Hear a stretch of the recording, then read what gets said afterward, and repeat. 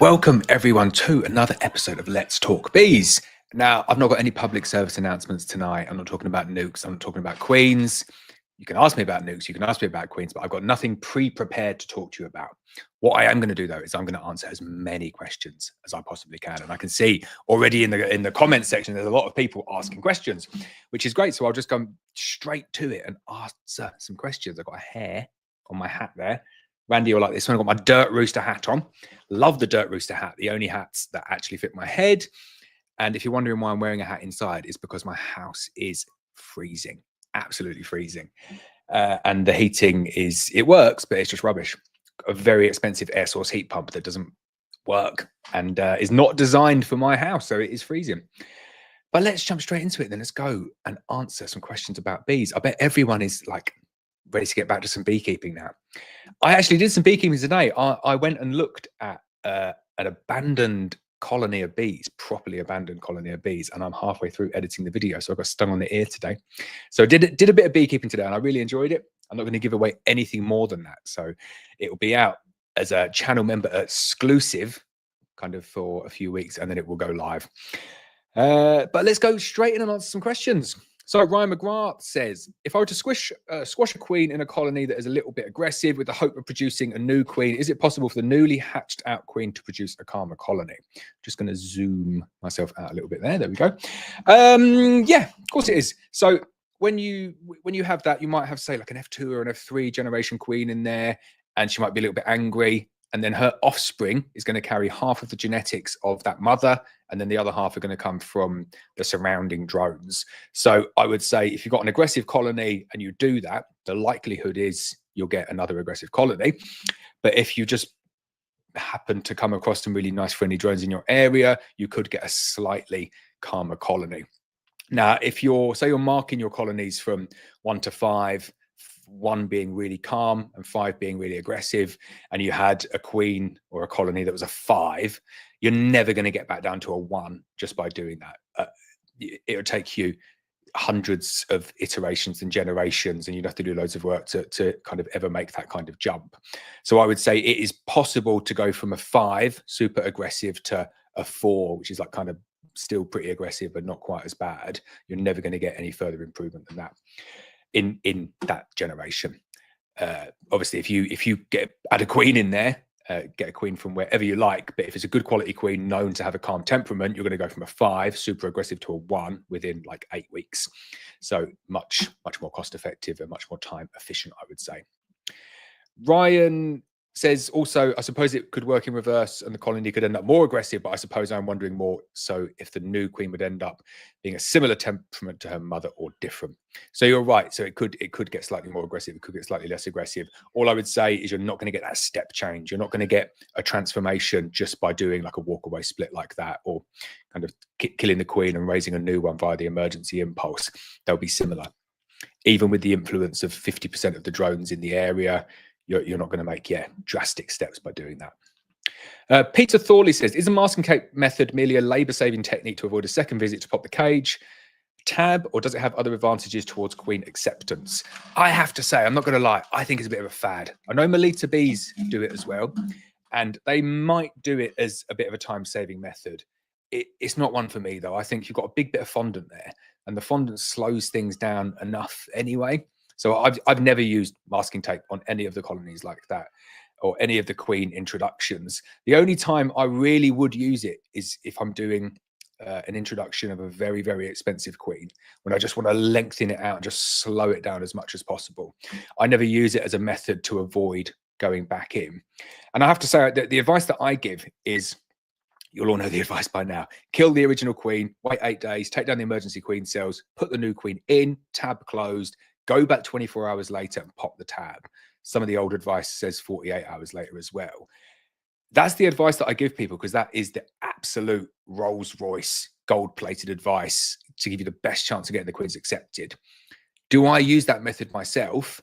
Mostly, but the slight tweak that I'll use on that method is I will kill the queen, 8 days, take down all the emergency queen cells, go back in, put the queen in and pop the tab. So I don't wait 24 hours, because for me, if I lose 5 out of 100 queens doing it that way, it kind of pays for itself with the not having to go back 24 hours and pop all of the cages. And I would say it is probably in the region of, yeah, like 3 or 4 out of 100 that you might lose just by not using that 24 hours. So the masking tape could alleviate that somewhat, but they'll go through that masking tape pretty quick. I'm not a fan of the masking tape method. It's not one for me. I know I put it on the channel and showed the Malik Bees one, but I think it's a bit of a fad, not one for me. John is answering questions. Good man, John. Thank you. Right, John Sylvester says, good evening, Laurence and the family. Have you ever seen the Indonesian giant bee, thought to be extinct for 38 years? Imagine keeping those massive beasts. I've not seen it. I'll have to take a look on that. John also says, smash up the likes. Very, very kind of you there, John. Would appreciate you giving it a thumbs up if you're enjoying and watching this stream. Hello to James. Hi, James. Got Rick Warner in. Hi, Rick. He says, hello, Laurence. Hope you and your family are well. Blessings to you this holiday season. Should give a massive happy Thanksgiving shout out to anyone watching in the US, shouldn't I, as well, or North America, anyone who celebrates Thanksgiving. Happy Thanksgiving to you. John Beagry says, good evening. Good man, John. Good to see you here. Thank you for all your hard work. Alex Robertson says, can you introduce a queen via a cage whilst at the same time performing a Demaree to prevent the brood box coming bound with honey due to the queen being absent from the previous artificial split? I guess you could, but my challenge back would be why would you want to? I know some people are worried about contamination of honey and stuff like that, but the big thing for me, the reason that I really like the Demaree, one, it prevents them swarming for a few weeks, but two, you get massive colonies. And you get massive colonies because you get all of the brood emerging in the top box whilst the queen's just kind of busy in the bottom box laying up all the brood. So then 3 weeks after all of the next round of brood emerges, you get these mega colonies that can produce so much honey. So if you cage the queen, then you wouldn't get that kind of like second flush of brood being laid, which kind of like for me defeats like half of the really good part of a Demaree, which is really big, strong, mega colonies. But I guess you could kind of cage her down the bottom if you wanted, but it wouldn't. Let me read the question again. It says, can you introduce a queen via a cage whilst at the same time performing a Demaree to prevent the brood box coming bound with honey due to the, okay, so I've never found the brood box gets bound with honey. It's the top box that gets bound with honey. It's not the bottom box. You go back down to the bottom box after you do a Demaree split, and it is just full of brood, absolutely full to the rafters of brood. And then the top box, as soon as the brood starts to emerge, they backfill that one with honey. So it would kind of work if you put the queen upstairs, but you don't put the queen upstairs in the Demaree. Alex, I very much like the thinking though. I'm all for like thinking about doing things differently and challenging stuff and tweaking it and seeing if it works. And there might be some method of doing it, some different tweak that we could do on the Demaree that makes it better. But like I said, for me, the Demaree is two things: one, to delay the swarming, but two, to get these mega colonies that if you time it right for the flows, you get really, really good honey crops.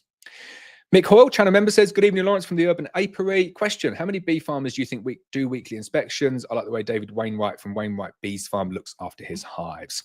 Now, I've said it on here before, massive respect for David. Like David, he's a good guy, and he is one of the good guys out there as well. I'm not a fan of his approach to managing bees like that. I don't think it's a good approach, and I think it's, I understand his reasons for doing it.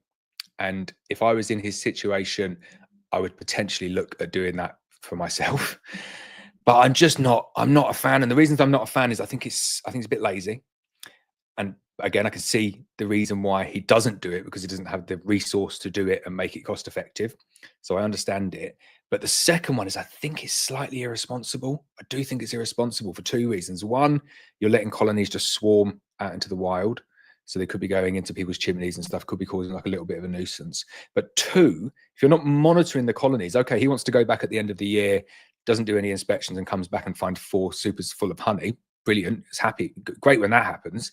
But what about the colony that turns drone laying and fails and then gets robbed out and maybe has EFB? And like, you know, if you're managing hundreds and thousands of colonies, you're going to have some EFB knocking around somewhere, and that could potentially happen. So then if you've got a colony like that fails, like what you want to be doing is consolidating that and closing it up and making sure that it doesn't get robbed and making sure that you don't spread the disease.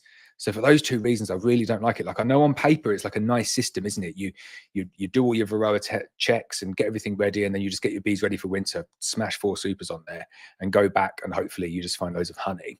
But it's that bit in the middle I think there's a bit more to beekeeping than that, and we're kind of responsible for other things outside of just getting lots of honey. We're responsible for the bees' health, and we're responsible for the health of other bees, like outside of our own, you know, like local other beekeepers, apiaries and stuff like that. So I think it's responsible to go and inspect your colonies each week. And I think that David is, I wouldn't say an anomaly. I think there are a few beekeepers that do that, but I think the majority of beekeepers do go and do either 7-day, 10-day or 14-day inspections. They'll go around and actually inspect. Robert Bone, evening. Aidan as well, good evening. That's Alex asking the same bit again. John says he's nipping off on taxi duties at 8:30, so we'll catch up on his return and see if he needs to post any links to past videos required on the Facebook page. Brilliant. You are the top man, John. Thank you very much. Richie says, evening, you chilly legend. Thank you very much. I like that. Denby Honey. Hey, Laurence. Hope all is well, mate. It's very, very good. I hope you're somewhere nice. Always on the move, this man. Just holiday every other week. I love it. Jay, I was speaking about Jay the other day because I'm doing something and your name popped up because got the best saltwater fish tank in the world. Sephia Dem, my one Twitch person. Hi, good to see you. I'm loving it. Gary Wheeler says, good evening, Laurence. Hope you and your family are well. Aidan says, how is your eye after being stung? Well, do you know what? Obviously that was a bit of a slip. It wasn't my eye, it was my ear. And it's fine. It's fine.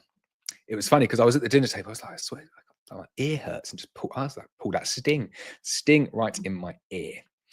James Camplin, channel member, says, good evening all. Do you think that an OA dribble will be sufficient?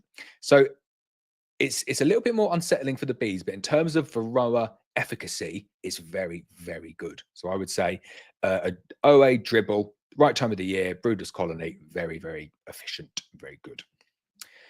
Mark McVeigh says, do you ever have a problem with drowning in your Ashforth feeders? So I've seen a few people do this. So if you've got the Abello feeder, there's like a little hole that is on there, and the hole's designed for kind of cleaning out the feeders at the end of the year. If you leave that hole open, you'll have loads of bees drowning. So just close that one up. That's the first one. And then the second one is you can get drowning in Ashforth feeders kind of if you've got cracks going in, but also they fall down the slope a little bit. So what I do on all my Ashforth feeders now is if there's a metal grid or like the plastic bit, I just take it out and then get loads of straw, fill it up with straw, like pack loads of straw in and just pour the invert all over the straw. And then you'll never have another single bee that drowns. And they take it down really, really good as well. Denby Honey says, is that a Black Mountain Honey woolly hat you're sporting? Can I buy one, please? So I would love to sell you one, but it's not. It is a dirt rooster hat, 628 dirt rooster, the legend that is Randy. And they're the biggest hats in the world. So I don't think it would fit you. Unless you've got a massive head like me. My head is absolutely vast. I've had a few people asking for merch. We do need to do something more with merch. So we will see. I've got another, look, Randy, I'm your biggest fan. I've got another hat here as well. Just looking around for the other hats that I've got. Cool, aren't they? Keeping me warm throughout the very chilly nights. Peter Goss says, hi, Laurence, what is the dosage rate for using the instant vat for a nuc and a full hive, please? So I'll give you the universal standard measurements, not the Apibioxal ones. So 4 grams full for a full-size hive and 2 grams for a nuc. That will get you going. Hive then Honey says, will you be willing to come to Australia to see our beekeeping and other things, like to go to Queensland and see the flow hive? Well, that sounds like a very, very lovely offer. Yeah, I'm up for it. Book my tickets and I'll come. And we'll go and watch the ashes as well. How about that? Mick Hoyle says, next season, is there any chance that you could try a Horsley board? They're very easy to work every time. So yeah, definitely up for having a look at a Horsley board. I've seen you raving about them before, and I always like to go on a good recommendation. Marcus at Walker Bee Honey says, good evening, Laurence. Did you get around to doing the video on how to acquire a new apiary location, how to speak to farmers, landowners, and give some advice on what to say to them to win them over? So I am doing that video along with a number of other videos at the moment.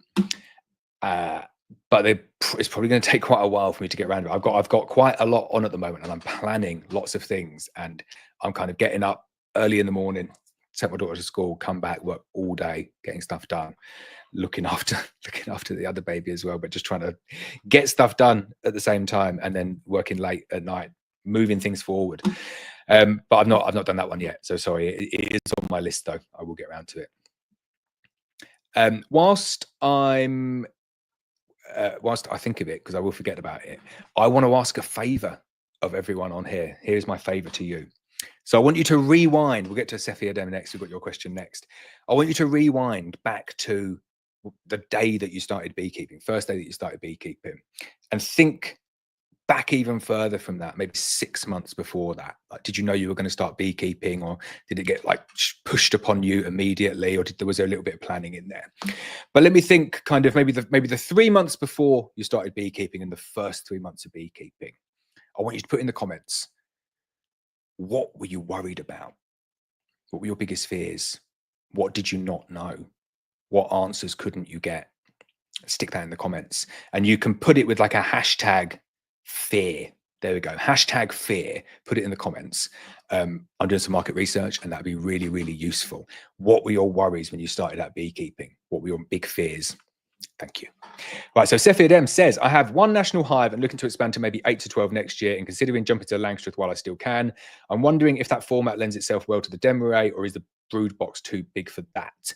So a lot of people look at the Demaree as this silver kind of bullet. So I should put your question up there for anyone who wants to read it. And they want to use it for some manipulations and some expansion techniques where it's not necessarily the best one to use. So I would say for you there, wouldn't use the Demaree. Demaree's probably not going to do what you want it to do. For me, the Demaree does two things. Like I said before, it delays swarming and it builds up mega colonies that are suited for gathering lots of honey. Now, if you just want the mega colonies for making splits, just double brood the colonies. Double brood them and just keep on feeding them. It's the easiest way of doing it. And it cuts out that kind of middle period of having to like fill supers. And your bees are just wasting their effort filling supers, where you're thinking, I don't want you to waste to fill supers. So I've got a hair coming down. I want you to draw frames of brood so I can split you. So you're much better off just double brooding them. So if you've got one national hive at the moment and you want to go over to Langstroth, the split over to Langstroth, it really isn't that bad. What I would do, I'd get your one national brood hive, so one national hive, double brood it on national format, get a feeder on nice and early. But I would underbrood. So I'd get your brood box that you've got here, put your new brood box underneath it, and have your polyash feeder on top. You can do that nice and early. Do that depending on the weather, middle of March, late March, something like that. Sounds way too early, but we've spoken about this before. The bees are absolutely fine in that configuration. If anything, they're slightly cozier than if you left them. And then just keep on feeding them one-to-one syrup, let them take it down, and eventually they'll build that out, and you'll just have 2 boxes full of bees. If you're national, you probably have like 22 frames there, and then you can just make 2 frame splits. You want to get to 8 to 12, so you can make 2 frame splits, frame of brood, frame of stores. Either bungee them in or strap them in. You've seen loads of different ways that you can get a national frame into a Langstroth frame. You need to take them to separate apiaries, though. This is when you're doing big splits like that, like one colony, one double brood into 12 colonies. You need to take them to separate apiaries, which I know is difficult. And that doesn't mean you need 8 separate apiaries. I mean, you need to take them from one apiary to a new apiary, or 8 or 10 or whatever, and then you can feed them straight away and just keep on feeding them. And by the end of the year, you'll have 8 to 12 full size hives over on Langstroth.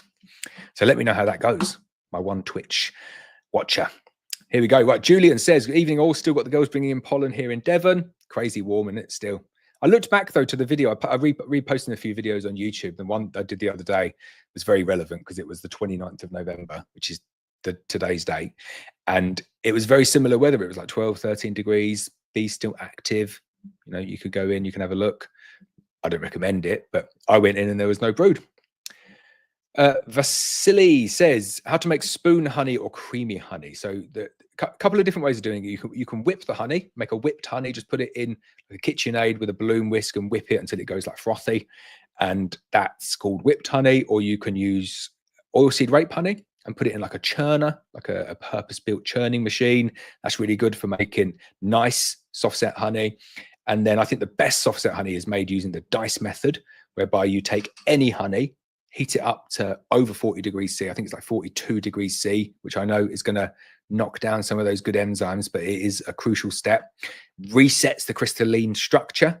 So it's not, kind of has this memory. It wants to go and like set at a certain size, but if you reset it, then it takes on this seed crystal that you're going to add. So take your honey that you want to use, heat it up to 42, and then you bring it back down to 35, and then you beat slowly in without incorporating any air, 10% seed honey, which is the best, smoothest, creamiest honey that you can buy. Just go and buy it from the shop. Even if it's one of the Chinese honeys, we'll call them. You know, if you've opened it up and it's super, super smooth, that'll work. And by the time you know it, it's all blended in. And for 5 years down the line, you'll have like 0.0001% of that honey left in there. So it shouldn't be a massive issue. But it works really, really well. So that's the method that I use. Dice method, really good. DYCE, if you want to Google it. Hello, Lynette. How are you? Good to hear from you again. PK, channel member. Sorry, Lynette was channel member as well. Vasily said hello before. Hello to you too. Hollow Oak Stores. Nikki says, evening all. How is it the end of November already? I can't quite believe how much the time is going on. Like I think back to last Christmas, and I didn't have a baby, and I got a baby, and I got, you know, a nice chubby dancey baby, and yeah, it goes so quick, doesn't it, time? But it's all good. W Jackson 06 Able, great name, says, would it be a good idea to drop my grafts in the top box of a Demaree to raise some queens? No, I wouldn't say it's the best place to put it. You potentially get some queen cells drawn using like the emergency impulse up there, but I don't think it's not the best. It's not the best impulse, although it is used in conjunction with other impulses quite well. But you've not really got enough nurse bees up there. You could have, I guess, after some of it emerges. But what happens is the nurse bees emerge up at the top of the Demaree, and they're kind of like drawn down to where all of the larva is. So you get this trickle effect down. So you just don't have the correct amount of nurse bees up there. You could try it. You could try it. I think you would get some cells drawn. I just don't think they'd be the best cells. I would do it. I'd do it using the 10/10 method. Loads better, and you're getting like an excessive amount of young nurse bees with the pollen all at the right time, and they works very, very well. Mem says, hi Laurence from very cold South London, are your queens going to be the same price next year? Oh, brilliant question, love that one. My queens are for the whole going to be the same price next year. A couple of the like slightly exotic breeds are going to change, but the buckfast is still going to be £40 each, and that's what like 95% of people buy. So they are going to be the same. The reason, the way that we're going to be able to make them the same with the cost of everything else going up is that we're just going to have to slightly tweak the way that we do deals. So maybe the value of the deals will be slightly less better than it was, but they'll still be, the deals will still be less than the RRP of £40 per queen. So the cost of the majority of queens and the cost of nukes will be the same in 2025. Heard it here first. Hello to Harry, hope you're well. Bruckley says, hi Laurence, I have what looks like a strong colony in a long hive, and they are consuming 2 litres of 2-to-1 per week. Does this sound about right in terms of consumption, or should I turn them to fondant? So I don't think you can tell anything about a colony in terms of the rate of consumption. They will, as long as the temperature's there, they'll just keep on consuming it if they've got space. So it's more about like the weight. And I know in a long hive, it's very, very difficult to kind of identify how much weight is in there, but you almost need to keep tabs of the amount that's been fed in total. So if they're consuming 2 litres of 2-to-1 per week, and you've been doing it for, I don't know, 10 weeks, so you've had 20 litres going in there, I'd say that's about right. But it's very, very difficult. It's hard to judge on a long hive how much is right. And I'm not a fan of fondant. I really have turned my back a little bit on fondant. Someone said you used to advise, feeding them up and then sticking a big slab of fondant on as an insurance policy. Do you not do that anymore? And I said, no, I definitely don't do that anymore. It's a pain having to go and take fondant off when they haven't fed it, and having puny little colonies or little clusters because they've just been feeding on fondant the whole time, and there's no space for the bees or the queen to create any brood. So I don't do that now, and I try and not feed fondant wherever I can, and I'll just let the bees take as much syrup down as they want late on in the year, and then I'll just keep on hefting them, and I'll only put fondant on when I feel the bees are really light, and that's the only time that I'll put fondant on now. So I never switch. I never say, right, it's end of November, I'm switching from invert to fondant. I just feed invert as much as I can and then stop, and then don't feed December, January, February, maybe. it all depending on like the hefting and the weight of the hive, which for a long hive is difficult. But you can kind of heft a long hive. You can, you can get in there and you can lift it up. Benefit of a lot of long hives as well is you have a perspex board, so you can see through and you can see how many bees are in there, and you can kind of like take a peek down and see if they've got food, and if they're clustering up nice and tight, you're thinking that they're probably going to be okay in there. But what I would just say, if a feeding invert, is just leave the invert on. Just leave the invert on, and they'll come up on a nice warm day and take some invert down if they need it. And then that's a little bit of a buffer. And if you're really, really worried about them, you can just take the invert off and feed them fondant, put some fondant on. It's not the end of the world. It just is, it's sometimes a waste and sometimes sets them back a bit, and it's a mess to clean it all out. Gary Justin, channel member, says, good evening, Laurence. Do you recommend having the inspection boards in or out during winter with an open mesh floor on national wooden hives? So I don't think it's a massive issue either way. So for people who keep them out, it's fine. For people who keep them in, it's fine. I think the bees probably prefer it in, but you'll deal with more condensation issues with it being in. So what some people like to do is they like to kind of put it in 80% of the way. And I think putting it in 80% of the way is a really good way. If you can fix it there somehow, that's brilliant, because it takes the vast majority of the wind out of the equation, keeps them nice and cozy, and then any moisture can still come out and actually get out if it is condensing, and it can go out. So it's, I would say, yeah, there we go. Or someone's just told me to have a sip of tea. Oh, that's absolutely miles away. Where are we gone here? I do find it amazing how many comments are on here. I think I'll do it on a Friday night, and then there won't be that many people around. There won't be that many comments. I'm only joking. And I'm always amazed how many comments there are. You are a brilliant group of people with lots and lots of good questions. I love it. Right, here we go. Dan Price was the next one. Sorry. Dan Price says, hey, Laurence, hope you and the family are well. Do you offer mentorship to beekeepers prior to actually having bees? May sound stupid, but I'm looking for help with setup and then gone ongoing. So Dan, that sounds like the most plugged question ever, because I do offer a new membership level on as a channel member, where you can become part of the VIP exclusive mentoring level, which is me. I give loads of exclusive videos. Anyone who's a channel member with the early access, you will notice we've switched over now. I did say at the end of the beekeeping season I was going to switch, and I kind of extended it for another 2 months, but we have switched over now. So you might not be seeing the exclusive videos come up. But I do loads of exclusive videos on there, giving people heads up what to do at the time of the year. So if you need to put your Varroa treatments in, or you need to take them out, or you need to do sublimation, or you need to feed your bees, I give kind of heads up videos the whole time. But then the other benefit of that level is if you put a comment anywhere on YouTube, just on any video, I filter on the VIP exclusive mentor channel members, and then I'll just get back to you. So you can basically ask me a question at any time, and I'll get back to you by the next day at the latest. I don't do one-to-one mentoring because I just wouldn't be able to manage with the amount of people that have questions. But hopefully that is of interest to you. I think a lot of people do enjoy their membership. John Hayes, channel member, says, hi, Laurence, enjoyed your MBKA talk recently, especially the Zoom member eating her pudding. Absolutely brilliant that was. So I was supposed to do a talk for the Medway Beekeepers Association, and 10 minutes before, the lady rang me up and said, or emailed me and said, the Zoom's not working. Like, what can we do? So I said, oh, I can do it on StreamYard. So we did it on StreamYard instead. And I sent out 2 links. So I sent out one link for people, like the link that I would send out for people coming and watching the Q&A. And then I also sent out another link for people who maybe want to like talk and actually like ask a face-to-face question. And one of the ladies just came on via that link and was just sitting there watching Coronation Street eating her pudding. So we had to mute her at one point. But it was great. She was nice. She asked lots of questions, but she was eating her pudding very loudly. John Hayes says, something weird going on with your members only videos. I can't view them. It just shows an image of your logo. I'm still paying, so not sure if there is any issue at your end. So it's probably that, John. So I've got four or five different membership options now. So you've got option 1 is a channel supporter, which you get like a nice little badge. Option 2 is early access videos, where you get early access to all of the YouTube videos that will end up going out to the public. So kind of like how to stop bees swarming and all those standard videos that I would do.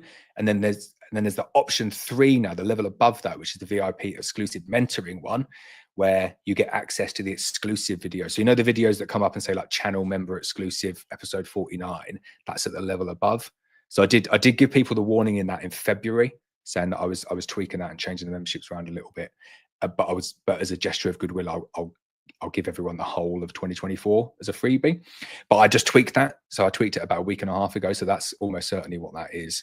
And then there's a couple of extra memberships on there as well for anyone who wants more than that. There is a premium membership whereby you get to become part of a WhatsApp group. So part of a WhatsApp group that I've got for premium members only. There's only a couple of people on that at the moment. But then there is also a one-to-one WhatsApp where if you join at that level, we can kind of chat endlessly on WhatsApp, and you can hound me night and day with lots of pictures and videos of your bees, and I will answer as many questions as you want. Nick Marshall says, good evening from South Florida. Britt here and new beekeeper. Having no drawn out comb and trying to expand, adding supers with bare foundation will encourage small hive beetle or wonky comb. It seems a bit of a catch-22. So luckily over here, we have no issue with small hive beetle. We don't have small hive beetle over here. And I have to say, I wasn't aware that just empty comb encouraged small hive beetle. I always thought it was empty space that encouraged small hive beetle. So I would say, as long as you're ensuring that when you put a new box on, the bees are instantly up kind of covering it, you should be fine. And bare foundation, this is the thing in America, it's just really classic. It's like a standard to have plastic foundation, isn't it? Like waxed plastic foundation, whereas over here we just have like wax foundation, no plastic in there either. So you don't get any wonky comb with normal wax foundation. A way to get around it as well is, once you say you've got one box full of drawn comb, you can probably checkerboard the next box. That means if you've got 10 frames in a box and they've drawn it all out, you put the next box on above, take out 5 frames from the box below, put the 5 frames above, and just intersperse them, kind of like drawn out foundation. And then the bees will stop it going wonky like that. That's what I would do if I was trying to move them on as quick as I could. Neil says, hi, Laurence, hope you're well. You didn't get a notification you were going to stream, so happy it came up. So that's strange. I think you need to hit the bell on the channel. There's like a bell that you need to hit, and then I think you need to enable it in YouTube as well to say, like, notify me of your notifications that you sign up for. But luckily you are here anyway. Richie says, hi Laurence, I've got a Hive and a Paynes Nuc box. Used a thermal camera to see if they were still alive. Hive was showing heat, but Poly box not. Do you think I should go into the Poly box to rescue frames? So no, you've probably got like one of those FLIR thermal cameras, and they're just not powerful enough to see through Polys. Poly is so insulative that even if you've got like a big full strong colony in there, you won't see the heat escaping because it's doing what it's supposed to do and keeping the heat inside. So I wouldn't worry about it. I'd leave them, and hopefully you've just got a nice big strong full colony in there that you can deal with in the spring. If not, you can close it up as soon as they start to fly and deal with all of the frames. John Hayes says, so we are getting a 20 frame electric radial extractor, but I'm not sure which is the better of the two, the Lyson or the Connigan, and why. So always difficult for me to answer that one because I've got very limited experience on Connigan. All that I do have with Connigan is hearing what other people say. And I'd say it's probably 50-50 in terms of what I hear. I hear some people say really, really good things about Connigan. I've heard some people say like quite bad things about Connigan, and like difficulty getting parts and customer service and stuff. But that could be the vendor that they're going to as well. So I've got good things to say about Lyson, but I couldn't give you a definitive answer and say Lyson's the better or Connigan's the better, because I've not got that personal experience myself. And you know that I hate people regurgitating other people's experiences and kind of like saying it like it's their own. So I'll sit on the fence with that one. I'm sure you'd be happy with both, but I'd be interested if you do get the Connigan. Let me know how it goes. I know the Connigan I think is cheaper. Mark McVeigh says, where do you get your Black Mountain Honey merchandise made? So this is Randy's hat, Dirt Rooster. Randy is on it with the merch. I am quite like in awe of the amount of different things that he has, always doing like different merch. Over here, merch is rubbish. You go onto like Spread Store and stuff like that, and they just send you the cheapest of rubbish t-shirts, like with your logo like printed, not even embroidered and stuff. So I've given up on merch. I really have. And I do have a few people message and say, I want to buy a hat, I want to buy this. And I just say when I sell people hats at the price I pay for the hats are like at a loss, basically, for my time and the boxes and the posters and stuff like that, they moan and say it's too expensive. So I literally can't win. So I've not done any merch, and I don't plan to do any merch in the near future. Oh, I like it. People are doing their hashtag fear. Right, here we go. Hashtag fear. I didn't think, I just went for it, laugh out loud, and now have no spare time. Okay, that's good. I think a lot of people like that.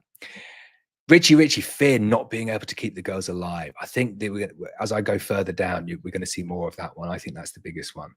Mick says, starting an urban apiary, our main fear was swarming into local buildings, especially schools. Oh, that's a really interesting one. Yeah, I think that's a very location-specific one, but an equally worrying one. We'll do some more fears in a little bit, or I'll just do John one. Fear was the bees chasing to sting the neighbors. Yeah, I know that one. Not good. Right, Mem says, do you think it was only treating in the do you think that only treating in the autumn is sufficient? And why do people give them a treatment in December when the queen is not laying any eggs? So why do people do it? So I think with a good integrated pest management plan, when you're treating for Varroa, you're best off to use 2 different types of treatments, and you're best off at targeting them at different times of the year. And it just means that if one of your treatments doesn't work as well, you've got the second one as like a backup. So I do think treating twice is preferred. However, I went for ages just treating with one using Apiary. And if you use Apiary at the right time of the year, then it is very, very effective. But I do like to back it up with some Apibioxal in like the now. I've done mine. And anyone who's channel members would have seen that, because I've been sending out notifications to people saying, Christmas Day is way too late. You want to be doing it like mid to end of November. And they had that perfect spot last week, and I think everyone went out and did that. So again, if you're not a channel member and you want that advice relevant when it was relevant advice last week, then definitely sign up for that one. The other one though, Mem, is you're saying about doing it when there's not any eggs. That's the best time to do it for Varroa. So you have like reproductive mites that live down in the cells, and they go down in the cells and reproduce. And then you have phoretic mites that live on the bees. And when there's no brood in the colony, all of the mites become phoretic because they're living on the bees, which means that if you sublimate them, you knock down basically all of them. So you're always going to lose a few, always going to leave a few, but you're probably talking kind of like 90% upwards if you do it when they're broodless, versus 60, 70% will remain in the colony if you do it when there is brood in the colony. So it is the best time to sublimate or to dribble oxalic acid. Harry says, hi Laurence, just had 10 triple nucs delivered today from Bello. Sold off my Paynes kit to buy the Bello nucs, planning ahead for next year. Very nice. I'm surprised no one said anything about the Paynes nucs yet. I'm sure that will come up. Bob says, hashtag fear. I was worried about them getting through the winter. Then I was worried I didn't have enough kit. Very good. Aidan says, the thing I found confusing about beekeeping is that there are a lot of correct ways to get the same result. That is very true. Who do you listen to? And do you just listen to one person, or do you listen to a combination of a few different people? Because that can be the confusing bit, is if you're taking like bits of information from different people, and then you get to a bit which is like, well, he says don't treat bees for Varroa, and this guy says treat bees for Varroa, and then another guy says treat but do it at a different time. You're thinking, well, like, what way do I go? Yeah, I think that one will be common as well. Anthony says, evening Laurence, I have a flow hive and took a little bit of honey off them, but decided to leave the super on so they had food this winter. Is the flow hive super okay to be left on over winter? Oh, Anthony, I'm not going to lie, I hate questions like this, because the answer that I'm going to give you is not the answer that you're going to like, and there's not really anything that you can do about it now. So the issue and the risk that you have with leaving supers on over winter, you've got the colony set up like this. You've got brood box, queen excluder, super, and the bees live down there where all the brood is, and the honey's kept up there. What happens over winter is you get this cluster of bees, and it will just move upwards like this, consuming all of the stores, and it ends up at the end of the year at the top of the box. So it's going to end up in your super, eating all of the food up there. Now, if you've got the queen excluder in the middle and you don't take that out, what's going to happen is all of the bees will end up at the top, and you'll come back in the spring and they'll all be dead because there's no queen. The queen would have just got trapped in the queen excluder. She'll be dead at the bottom, and you'll just have loads of old bees, and there'll be no brood that's continually reproduced. Now, if you take the queen excluder out, what's going to happen is your queen is going to start laying brood in the flow hive super, which is probably the worst possible thing that you can get for a flow hive super. You would need to like properly take it apart and clean it after that. I don't even know how you'd get that back round, and if it would work again after that. So I know that's pretty miserable, isn't it? And not the answer that you were maybe expecting or hoping for. What would I do if I had that situation there now? I would 100%.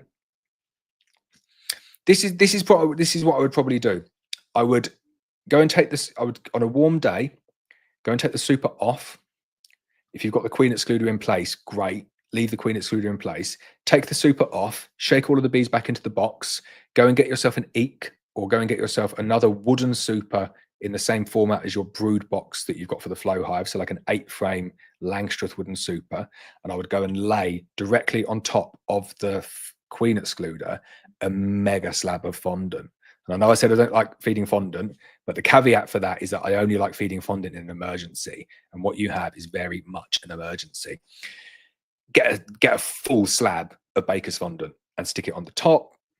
Cover it with insulation, like good Celotex insulation, and then put the roof on. And that should be okay. You need to take action pretty quick for that one. Good luck. Let me know how you got on. Lloyd Hillier says, hi, mate. At what hive numbers would you get a 20-frame electric extractor? So electric extractors and the size of electric extractors should be way in advance of like your hive numbers. So say I thought if you had 20 hives, you should have a 20-frame extractor. I would say probably get it when you've got 8 hives, because it will just make your life so much easier. You know, no one gets up to 8 hives and then just stops at 8 hives. So there's no point going from like a 6-frame to a 12-frame to a 20-frame. You might as well just go from a 6-frame to a 20-frame and then just stick at that extractor for a lot longer. Like I know, you know, Richard, he uses a 20-frame extractor for 400 production colonies or whatever it is. He's got 2 of them side by side, but 20 frames a big extractor. Make sure you can get it through the door. Someone did say before, have a sip of tea, and I didn't take heed of their advice. Oh, there we go. Lots of questions. But yeah, I'd go for it. Anything over 10 hives, I'd go for a 20-frame extractor. James Knoll says, losing money and overheads. Okay, nice. Andrew McDonald says, we had talked about getting bees 2 years before we got them. No more than a comment, nothing else. 5 weeks into my beekeeping, I bought a hive 2 weeks after we decided to get bees. It does often go like that, doesn't it, with bees? It just spirals out of control. Ed Butler, channel member, says, hi, Laurence, can you give the reason you abandoned from treating your bees this year with apidraz and reverted back to apivar strips? It was cost related. They're exactly the same. So I'll just go with whatever one I can get at the best price. And I'll also look at the best before dates on them as well. Because sometimes when you buy them, like maybe apivar is only available with a really short best before date. And I like to buy them to make sure that I've got enough for that season, but then they can be used the following season as well. So I use them interchangeably, and it just comes down to cost, and it comes down to expiry date. Simple as that. John Sylvester says another fear was bees going crazy like the movies and chasing to sting family and neighbors. Yeah, I think a lot of people are thinking that one, aren't they? Like putting it in the garden and worrying about being stung. John Hayes says 10 of our hives are annual, which are good, but have Varroa floor without a cover. I'm about to vape the bees, so do I need to get a cover under the slotted floor? What I would do, John, is I would just build a little eek, just like the cheapest eek with some timber, just like an inch, drill a hole in it, take the roof off, and then just put the eek on. And you can do it like you basically want to do an eek, but then it's like a bit of plywood on the top. So it's got a solid top, and then just vape from the top. Loads easier. And you get better sublimation going in from the top like that. That's what we do. Julian says, with the new Apivar light, can you use on poly hives? Obviously, pipe is hot, or am I just being dumb? I'm guessing you mean the instant vap light. No, I don't think you can. They'll still melt. It will still melt the poly. Instant vap light is basically the same, just a bit smaller and a bit less metal. I think they're just trying to. They've realised that £400 not gonna sell that many to your backyard beekeeper, so they've just done a cheaper version, but it will still melt poly. But what I do with it is I just, like I said, just to John there, just build an eek, a wooden eek, and then just do it from the top, and then you've not got to worry about melting stuff. Vera Giles says, hashtag fear, understanding the differences between all of the different sizes and jargon used to describe all the boxes and frame, utterly confused. I think that is a very good one. I'm going to be coming back and writing all of these down, so it's very helpful. Cephia Dem says, thanks for the advice. Yes, the Demaree consideration is for the year after the expansion to swarm control and try things at the 12 hives level. Okay, that makes more sense. So I would definitely still go for the Demaree, even with the Langstroth. Works very, very well on the Langstroth as well. I'd say the Langstroth, you can probably get away better with just like a single brood box management system versus the national. So it's not as much of a necessity, and it makes your life a little bit easier not having to do it, and you only need one box. But I would give it a go. Demarees are great. Vera also says, hello. Hi, Vera. How are you? Andrew McDonald says, we were mid-spring since getting the hive. I have split the hive, added a breaded queen that I confirmed yesterday was introduced successfully. I'm guessing that was mated. I have learned everything I know from you and other YouTubers. Good to hear. I'm glad it's going well. Mark McVeigh says, fear, not recognizing disease and pests. Okay, that's a good one. Artem says, evening, Laurence. A month without your streams is way too long. Short, dark, wet days are too depressing. Can't wait for the spring. The biggest disappointment this year for you is not buying Paynes. Do you know what? Yeah, everything happens for a reason. So when Roger rang me up and said, you know, we're selling, whatever is happening to Paynes is happening to Paynes, I was really concerned, because I thought, well, what are we going to do? And he said, well, in the short term, it's fine, because, you know, we'll sell you all of the Nucs, Langstroth and national Nucs, and sold me, you know, as many as I wanted. So that kept us going until 2026. And it immediately got me thinking, though, well, like, we need that Nuc. I can't use a BS honeybees Nuc because it's no good for sending through the post. And I can't use an Abello Nuc because it's modular and it's just going to fall apart in the post. I need that Paynes Nuc. So it got me thinking, and like looking at the mold costs and stuff. And like we put in a bid, but I knew that there was a big bid going in from someone, and I knew that we weren't going to win it. So, but I didn't know who it was at that point. So I kind of thought, well, I don't want to be held ransom to paying crazy money for these Nucs, because I know how much the molds cost. I know how much it costs to make a mold for new, and I know how much, you know, I know how much we're paying, and probably worthwhile just going off and doing our own. And then as soon as I found out that it was Simon, after, you know, knew it was Simon for a few weeks, I'd say like Simon the Beekeeper, Harry, and he's made my life so much easier. It's absolutely brilliant, because he's the one person that I just cannot compete with. Like there's lots of people out there that I wouldn't be able to compete with, but he drives the cost of absolutely everything to rock bottom, which is brilliant for beekeepers. And he's already done that with the Paynes Nuc. You know, they were like 55 quid when Roger was selling them, and now they're down to 49.99. And I think if you buy bulk of him, it's potentially going to go less. So I spoke to Harry and said, this is the situation that I'm in. I can either go away and develop my own Nuc, or we come to an agreement. And I'm very happy to say we've come to an agreement. So I won't be producing my own Nuc, unfortunately. And I can see good business sense when it's there, but I can equally see terrible business sense when it's there. And there's no way that I can compete against someone who has the purchasing power and the storage and the systems of Simon the Beekeeper. So the good news is the Paynes boxes live on, and there's no issue with them because they're fine as they are. And the bad news is I won't be doing my own Nuc, which is a massive relief, I have to say. I'm thinking about other stuff as well. So we focus on some other things, and I am excited, but we won't give away too much. Channel members do know about this already. Right, Andrew McDonald says, what to do with crystallized honeys in your frames and the journey into Varroa mite being in Victoria, Australia? It's funny, isn't it, with Varroa, because over here, Varroa, you know, if you don't do anything with your colonies, the Varroa will get them eventually. But it's quite easy to manage your bees for Varroa. But I don't know whether that's because the bees over here have kind of got used to it over 30 years. Do bees get used to things over 30 years, or surely it takes a bit longer than that? But over there, I just kind of think, well, what would happen if they just used Apivar at the right time? It's going to be like potent to the Varroa out there, because they're never going to have experienced it before.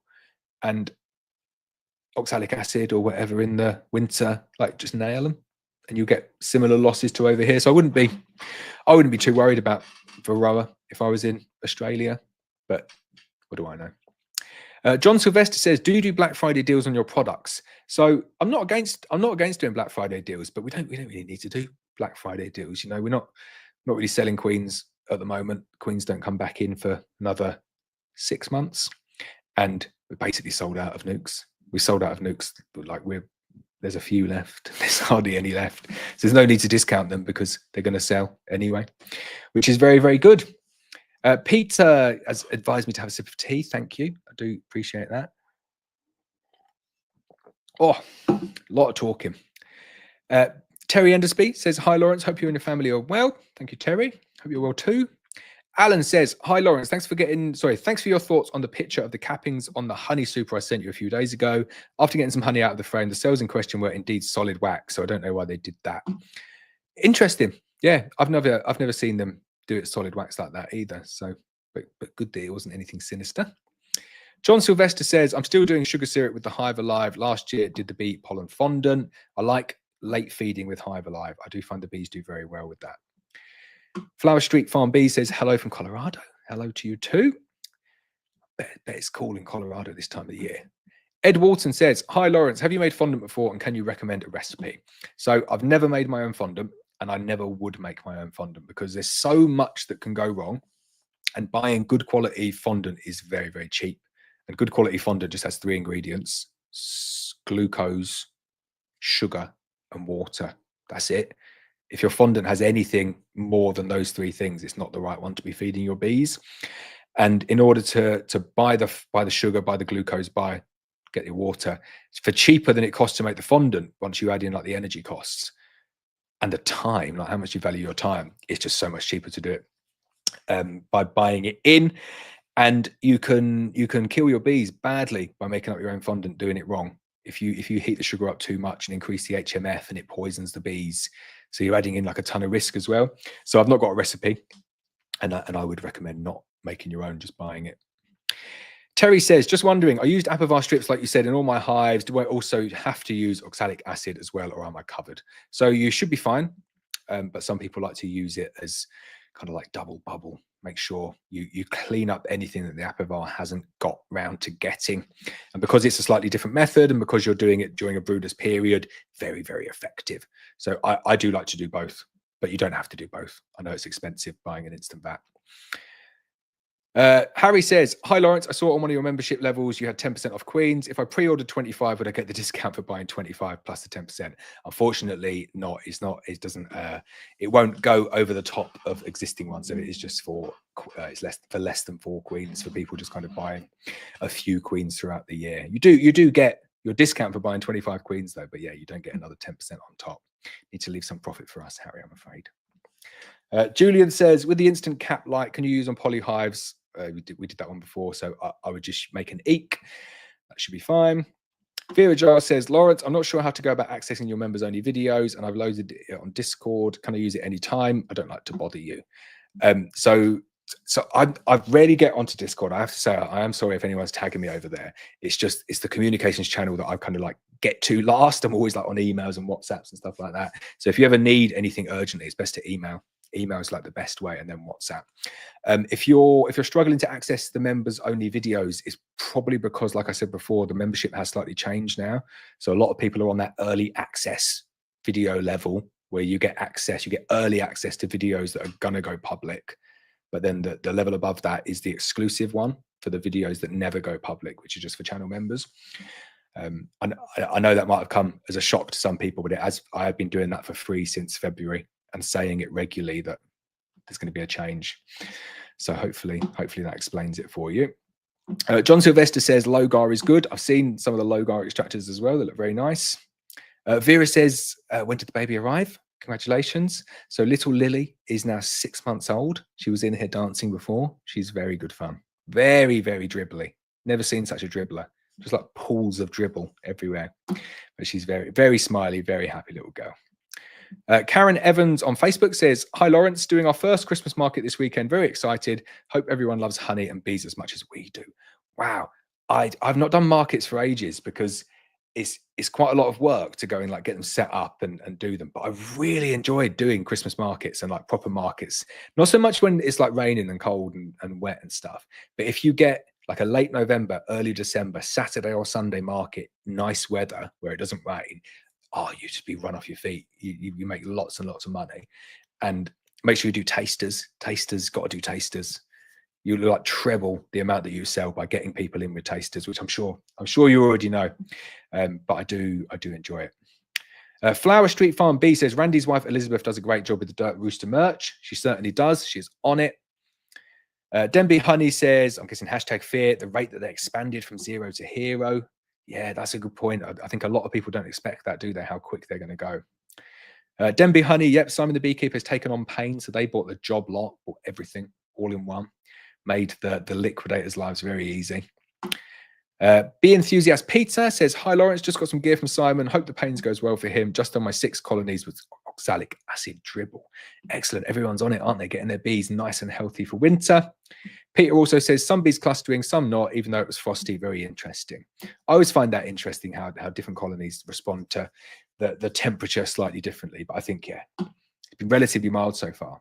I want it to get cold. The bees will kind of like maintain their stores a little bit better in the cold when it's warm like this. If it stays warm, it's not good.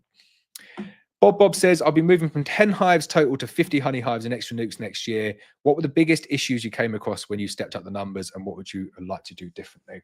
It's interesting you say that, because I just remember that Adam Goodall texted me earlier and asked me to answer some questions, and one of them was pretty similar to that. So I'll get them on there. I'll do that next. Right, what were the biggest issues you came across when you stepped up numbers, and what would you like to have done differently? So biggest issues were not having enough equipment. Another issue was underestimating the amount of time that it would take me to do it. Massively underestimating the amount of time that it takes to extract all of that honey and kind of get the treatments on and get the bees fed at the end of the year.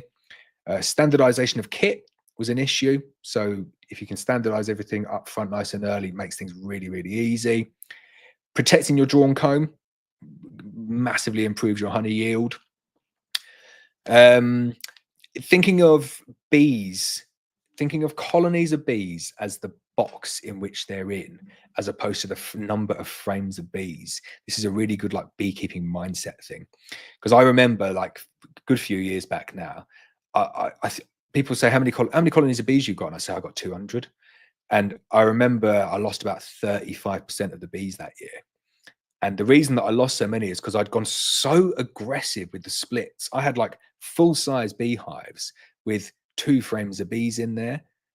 And I counted that as a colony. But really what I should have done is I should have answered the question slightly differently, which is how many frames of bees do I have?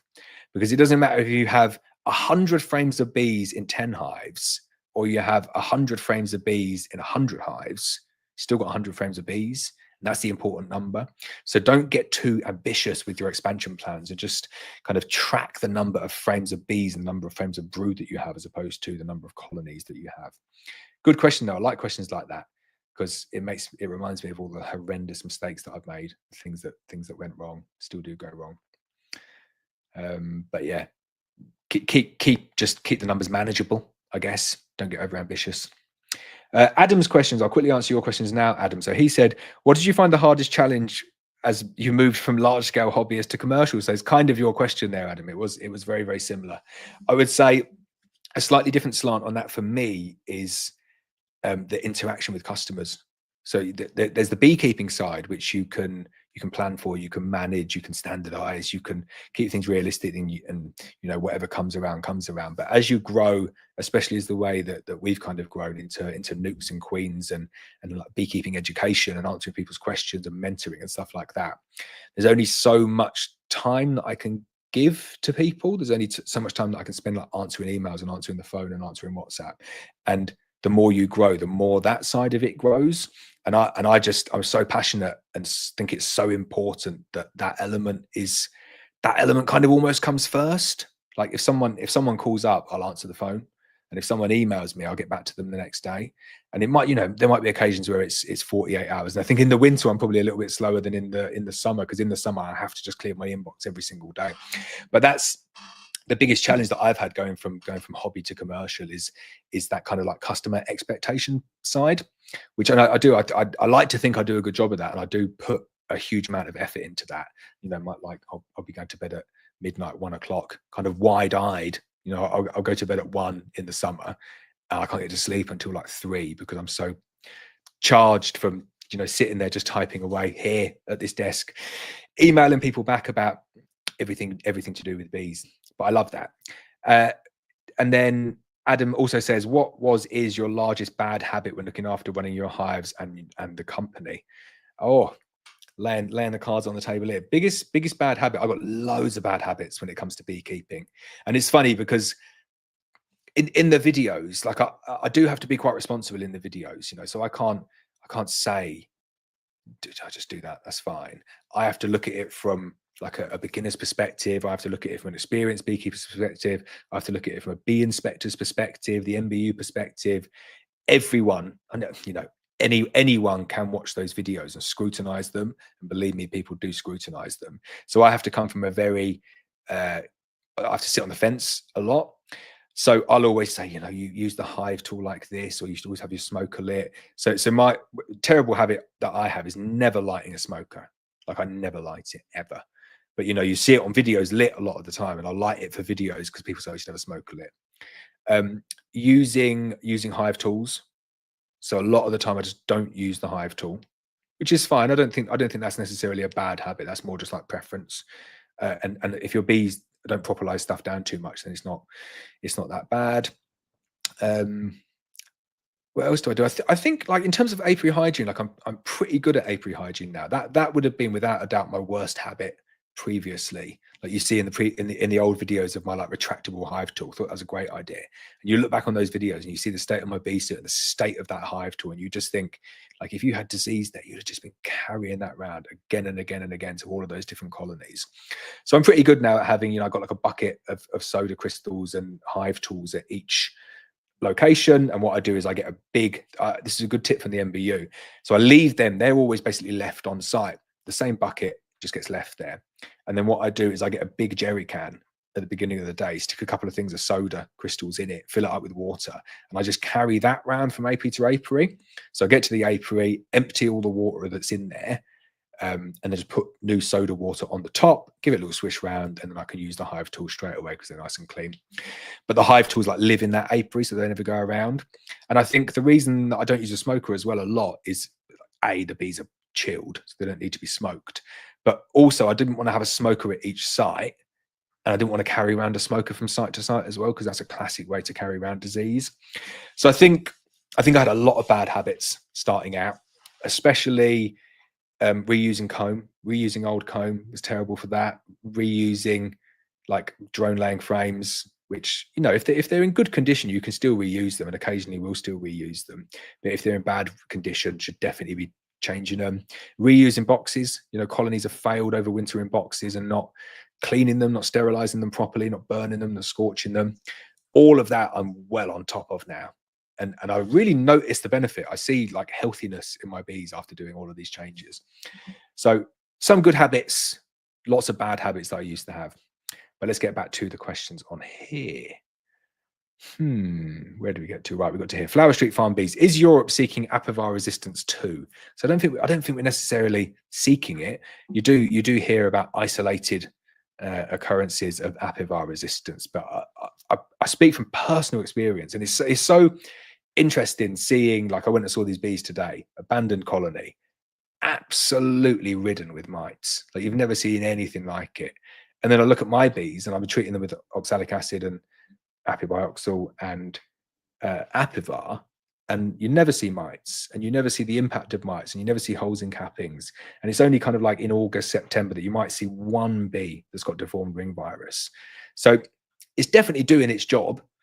How long that will last, I'm not sure. Oh, I love a question like this, Bob. A YouTube question. If it's not what your average click-through rate, is there more? Oh, there you go. If it's not too personal, what's your average click-through rate on long-form videos? Let's have a look. I like a question like that. I love digging into the stats. Right, so I'll go into the stats.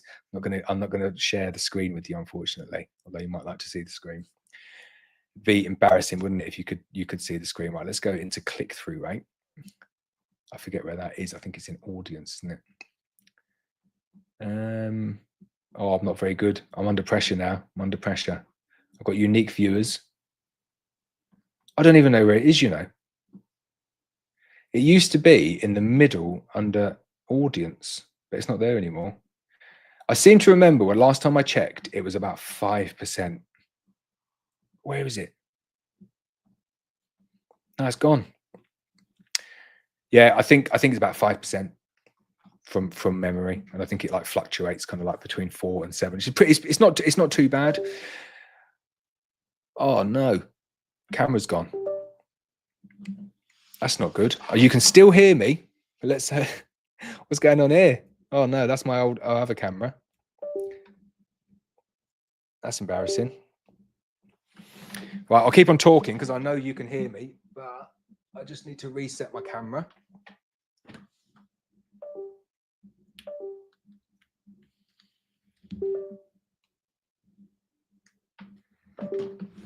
God, that's not going to be good for retention, is it? Having a massive glitch like that. There we go. That was someone asking about YouTube click-through rates and retention, and I just go ahead and do something silly like that. So hopefully everyone can hear me again now. Let me just check that the audio is working okay. Yeah, we're good. We're good to go. That was embarrassing. Sorry about that. I wonder what happened there. Right, so I missed that one there, didn't I? Right, so Lynette says, I'm going to use the ventilation hole on my annual hive. Doing it tomorrow. Couldn't get in there before. So good luck. Sure, they will appreciate that. Richie says, sorry to trouble you again. Newbie alert. I put fondant on my hive 6 weeks ago.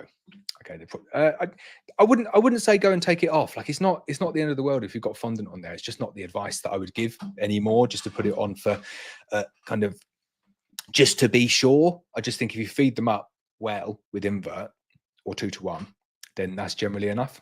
So why waste money on fondant if you don't need to? Or, pardon me, Julian Lawley says, that's answered the question perfectly. Didn't think it was that dumb. There are no dumb questions. No dumb questions, just arrogant people when they answer them sometimes. Sorry, I shouldn't say that. Lynette says, hashtag fear, not knowing if I would be allergic to bee stings. That's where the club apiary came in. Local bees that love to sting me even when I'm nowhere near the hives. Brilliant. Peter's fear was worried about swarms. Also started pre-YouTube days, showing my age, so not much advice about. A bit better now. Cheers, Peter. Elaine says, hi from Fiji. Just discovered cane toads queuing up to eat my bees as they return in the evening. Thus have solved the why isn't that hive thriving issue. Love the beanie. Oh, wow, that is crazy. Firstly, thank you for admiring the beanie. Dirt Rooster. You're getting some serious advertising tonight, Randy. You're going to have loads of people buying your hats, but I can highly recommend them. I'm only talking to Randy like that because he does occasionally pop in and say hi on here. So sod's law, he won't come tonight. But cane toads eating bees, that's crazy. We don't have anything like that over here. Like a frog or something. Juandra butchered the name, sorry. It says, hi from South Africa. I always like to say someone's name, and I never get it right. So apologies if I've got that horribly wrong. PJ Morgan says, hello from Llandudno. Can't even speak Welsh. Let's just say LW. Llandudno, no. Not happening. What new beekeeping stuff are you excited to try next year? Oh, that's a good question. What am I excited to try next year? I bought like a few new beehives, so it's quite nice to put them together. I don't really have like anything brand new that I'm gonna be trying. That sounds a bit sad. I went through that phase for quite a while, which was, you know, I got to do every beehive, got to try every beehive, got to try every little gizmo or gadget. And was buying it for the channel just to do videos on, and lost loads of money. But I think it was quite good. I think people found that useful. But then it comes to a point where you just got to say, it's probably not the best investment just to spend money on like gadgets and gizmos and stuff. Love it if people give them to me for free and I can play around with them.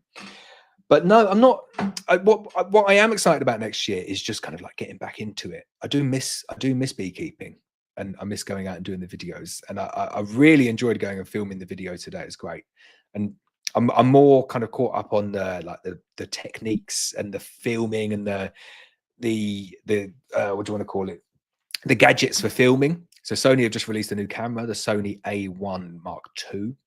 And you know, when you're sitting on the fence about buying something, you're thinking, oh, I just get it. I'm going to wait until after Christmas, I think, because it's $6.5 grand for a new camera. But it is a cool camera, and it also does really, really good pictures as well.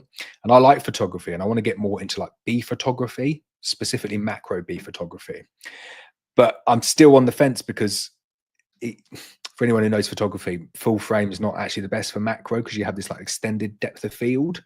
So I'm looking at the Olympus OM1, which is a micro four thirds camera, smaller sensor, but it means that when you're doing macro, you get this smaller depth of field or bigger depth of field in terms of like the focusing area. Butchering the descriptions there, but it basically means that more of the bee is in focus, which you need for good macro photography. So that's I'm excited about stuff like that. That could be cool. Like to spend my money on things. Lee Leatherberry, channel member, says, "Hi Laurence, just caught the stream. I know you have videos on the topic, but I'm sat with a glass of wine relaxing. Could you give a quick run through of maximizing splitting your colonies?" I certainly can. So if I was looking to get the absolute maximum value from a colony, this is what I would always do. And I covered it a little bit earlier, but I'll go through it again. I would double brood early in the spring, like very, very early. So let's say you got a colony on a single national brood box. I would get preferably another brood box of drawn comb. If you've not got drawn comb, use foundation. And if you've got a mix, use a mix. But as much drawn comb as possible will really, really help with the expansion. Lift up the original brood box, so all of your bees, and put the new brood box underneath. Polyasphalate feeder on the top, and you can do that. You can do that middle of Feb. You can do it now. It makes no difference. Do it early as possible. And what that means is that when the bees want to start expanding, they've got space to expand into, but the bees and the cluster are always in contact with the feeder, and they're close to the top, which means they're nice and well insulated. So there's no issues with the colony thinking, oh, it's a bit too cold, we're not going to expand. Start feeding as soon as you get warm weather. Start feeding 1-to-1 sugar syrup. So that might be the middle of Feb. Could be really, really early. You have to, if you're looking for like maximum return on your investment, you have to take risks. So feeding that early is a little bit of a risk. So don't go in and stick 10 liters of 1-to-1 sugar syrup in there, but go in, stick a couple of liters in. If they take it down, great, stick another couple of liters in, and just keep on doing that. And if it goes back cold again, don't worry about it. Just stop feeding them for a bit. And as soon as it warms up, keep on going back. And you're looking to trickle feed just constantly, liter and a half, maybe 2 liters every week, something like that. Not huge amounts, but just enough to kind of get them going, get them kick-started. Get them to a point where they're completely filling top brood box, bottom brood box. That syrup that you're putting in there, you do not want them to store any of that syrup. If you're going through your colony and you're finding you've got 4 frames of brood, 16 frames of syrup, you've fed too much and you've fed too quick. You want to be going through the boxes and you've got 20 frames of brood and 2 frames of stores, something like that. Somewhere like with a little bit of stores on some of the frames. At that point, it's probably going to be about mid-April. Queens are available from Black Mountain Honey. Come to us, buy some queens or order the queens. Make your splits, 1 frame of brood, 1 frame of stores, shake of bees, and just keep on doing that until they're all gone. And then take them to a new apiary. You have to take them to a new apiary doing that. It's a nightmare doing this in the same apiary. So just take all of those nucs, take them to a new apiary, put the feeders back on, 1-to-1 sugar syrup, wait 8 days, knock down all the queen cells, mated queens in, leave it 24 hours, pop the tabs, and just keep on feeding those colonies until they build up. You will find that kind of, oh, jeez. I don't know what's going on. I don't know what's going on with this camera tonight. It is not going well. I'm going to try and unplug it a little bit. Told you I need a new camera, and it heard me, I reckon, talking about buying a new camera, and it's throwing a hissy fit. We'll get it back on though. I can carry on talking while I'm doing this. So you will find if you do that in mid-April, come the end of May, by the time you get to the June gap, you will have nuc boxes full of bees. And once you have nuc boxes full of bees like that, then, so I'm back now, then you can split them again. So that's not just to kind of like turn 1 colony into 20 or 1 colony into 10. You can turn it from 1 to 20 to 40. And the only limiting factor there is you have to keep on adding in mated queens. But, you know, you're getting like massive return on your investment because you've got nucs that you can sell or colonies that you can turn into production colonies. I don't know why that camera's doing that. It's never ever happened before. I think it might be the USB. I think it's me like nudging. I've got a cable just in front of it here, so I'll move stuff over a little bit. Sorry about that. Every time I do it, I see people are leaving, so we'll have to get to the bottom quick. Bree says, "Are you coming to Louisville in January?" Unfortunately, not. No, didn't get an invite from Cayman this year, so long way. Julian says, "So are the Paynes available from Simon yet?" So yep, they're available from today. There we go. Bit of promotion for Simon there. So he has launched them today. You can buy the Paynes from Simon. Bob says, what is your favorite beekeeping moment? Oh, that could be viewed in so many different ways. I would say favorite beekeeping moment is when I come back from a queen, like a virgin queen that's gone out and mated, and you come back and that first round of eggs turns into nice capped worker brood. Nothing better than that.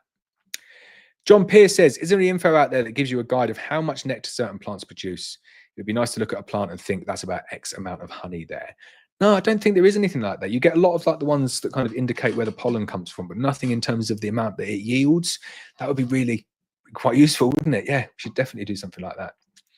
PJ Morgan says, hi, Laurence and the bee gang. Is it true that the milder autumn, early winter weather will result in bees eating stores more quickly? So yes, straightforward, 100%. Yes, it will.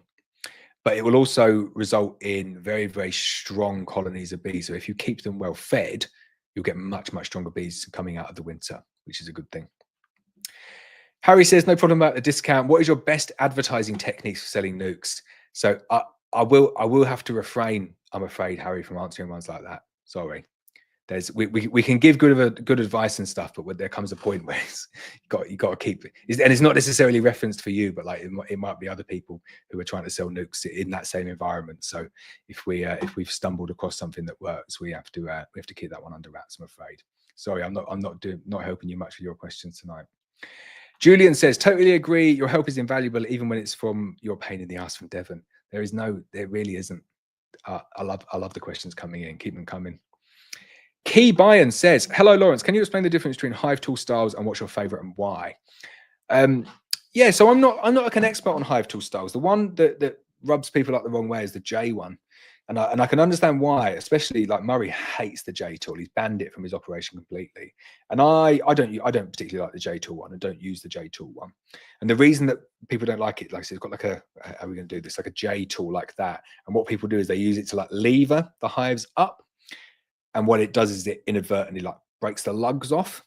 And so you get a lot of broken frames. You know, it's like if you've got a frame that's got one broken lug, nightmare, isn't it?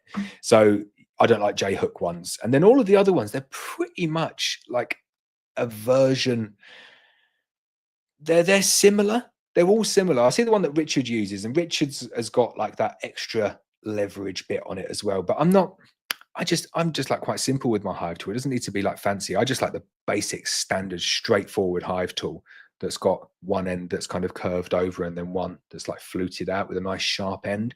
And what I say is I do like my hive tool sharp, and I see a lot of people using like very blunt hive tools. I do like a good sharp hive tool.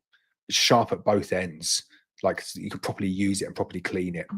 Richard's favorite one, like Nucs Richard, is the super long one from Thorns. Very, very long. It doesn't fit in most buckets, but it's really, really long. And it's super strong. Like it is impossible to break. If you buy some of the cheap Chinese ones that are on sale in a lot of places, like you'll kind of like lever them like that. They just snap. Whereas the Thorn ones, I've seen Richard literally like jumping on it, and they are completely unbreakable. And because they're very long, you get like a good moment force on them. So like for the force that you put in, you get a lot more of that turning. What was it called? Moment angle. I should know this. I did maths as A level and mechanics and stuff. It's a moment, isn't it? The moment force, bringing it around, but it's that angular bit that I've lost for words. I need to have a drink. But yeah, so I would go with that. They're probably my favorite. Oh, here we go. John's gutted. His product testing position has gone, but great news. The Paynes Nucs are safe for the future. I think that's probably, yeah, good news. Might be some tweaks to the Paynes line coming. Who knows? Thomas says, hi, Laurence. A couple of my hives have felt light when I lifted them, so I put a kilogram of Apipasta on. And how can you insulate the Nucs and full hives to reduce moisture? So you're never going to reduce the moisture in a hive. The moisture is always there. The only thing that insulation can do is dictate where the moisture condenses. So I always just insulate the top as much as it possibly can, which means that if it's going to condense, it's going to condense on the sides, and then it's going to run out the bottom like that. Running out the bottom is much better than it running onto the bees. What was the rest of the question? So the kilogram bag of Apipasta, that's fine, as long as it's not the one that's got loads of pollen in it. You don't want to be feeding bees anything with protein at this time of the year because they don't need it, and it just gives them bad stomach if they can't get out. And then in terms of insulating Nucs, I wouldn't worry too much about insulating Nucs. Nucs generally built with the roof slightly more, like slightly thicker than the rest of the hive, so they kind of insulate themselves. So you should be fine. Luckily, Aidan says audio is good, kept me going. Definitely was embarrassed. That was shocking. First time that's happened for ages. Did anyone see it? I did an interview with the bush bee man, and that happened, but I couldn't get my camera back on, and I was interviewing him, and he was talking. He was like, "Oh, ma, geez, mate, he's gone." And then he was chatting to his son, and it was he held the show for a little bit there. But yeah, I don't like technical glitches, so apologies for that. Anyone who was watching on or listening on the podcast, they wouldn't have even known. They would have just heard me stutter a little bit. Andrew McDonald says, could you add the season stage when you quote dates, time of the year? I understand it's very location based, but seasons give it a little more relevance. So yeah, I have actually started doing that. Started doing that at the beginning of this year. So most of the 2024 videos do have a date on them, but I will continue doing that going forward. Zabit says, voice, is this more bees died? Oh, I don't know. It's probably cursing me now. Harry Reynolds says, good evening, Laurence. Hope you're all doing well. How concerned are you about the Asian yellow-legged hornet? Do you think it will be a big hit to UK honey producers? It's interesting, that one, because I thought 2024 was going to be really, really bad. And whether the National Bee Unit have done a very, very good job, or the climatic conditions in 2024 were very, very bad for the Asian hornet, both of those things I do think have contributed. I do think that the NBU has still they're pumping a lot of money into it and putting a lot of effort into it, and you can't argue with the results. I do think the weather this year has played a part in limiting the spread, and it'll be interesting to see what happens over the next few years. But I think you have to say hats off to the NBU. Like, they've done a good job of containing it. It's not anywhere near as bad as people expected it to be this year, but 2025 will be like proof of the pudding. So I have to say I'm more confident that it's not going to impact us hugely in Wales. So I just think it's going to be a case of it might be a little bit of an issue down south in August and September, kind of late enough in the year to not have a huge amount of impact on honey producers. But I think it will change the way that you need to get bees ready for winter. And I think for us up here, it would be like a minor inconvenience, like towards the back end of the year, maybe for like a couple of weeks if you get colonies close to us up here. So I'm less worried than I was last year, I would say. Martin Dale says, if you're on double brood box, when would you reduce it down to a single brood box? So depends on what you want to do with it the following year. If you're definitely going to run it on a double brood next year, I would just leave them as a double brood. Just leave them on it. If not, you can kind of do it any time after the brood and the bees have kind of gone from the bottom up to the top. So I suspect you'd go there in, say, February, March, and all of the bees will be in the top box. And then you can just swipe the bottom box out from underneath. Demby Honey says, we can't read the comments from Facebook. It gets confusing. Oh yeah, but that's why I put the comments up like that as I read them. We're multi-streaming here. We're streaming to Facebook, YouTube, and Twitch all at once. But it should be okay if I click them up. Sorry if it's confusing. Aidan says, how many nukes do you recommend I need for next year? I currently have 7 colonies going into winter. Oh, so that's how long is a piece of string, Aidan, that one? It depends kind of like how much you're looking to grow.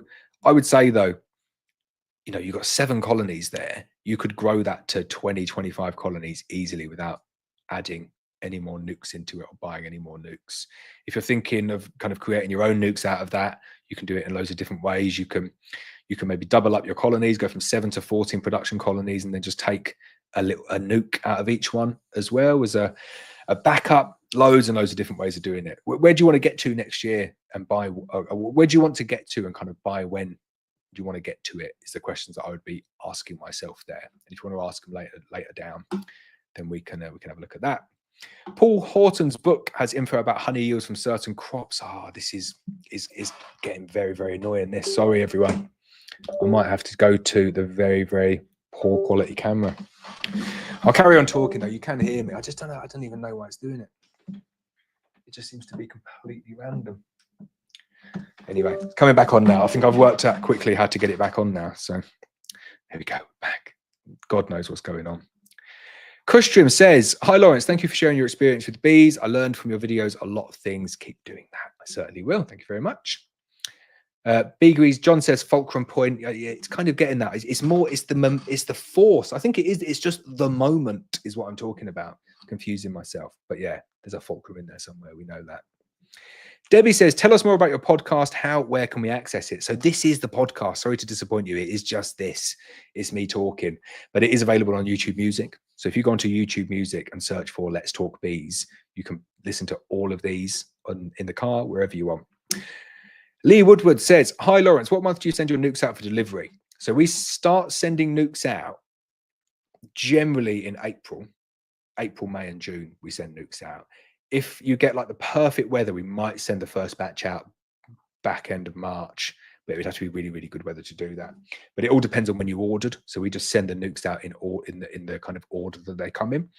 We've sold a lot of nukes, so we will be shortly moving over to a May delivery.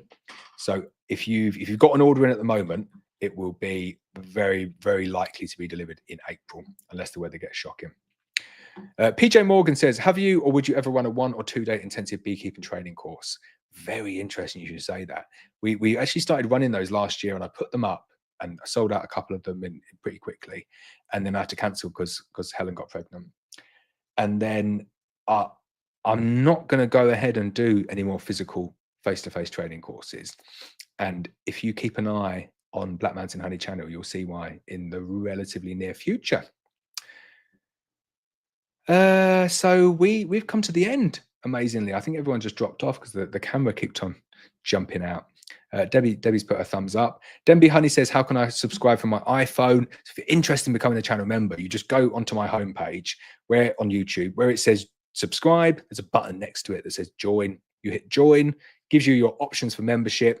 And if you're kind of wondering where the videos have gone, the videos for channel member exclusives are on that VIP exclusive mentoring section. That's the one that you need to be in if you want to get the exclusive videos kind of going backwards and going forwards as well.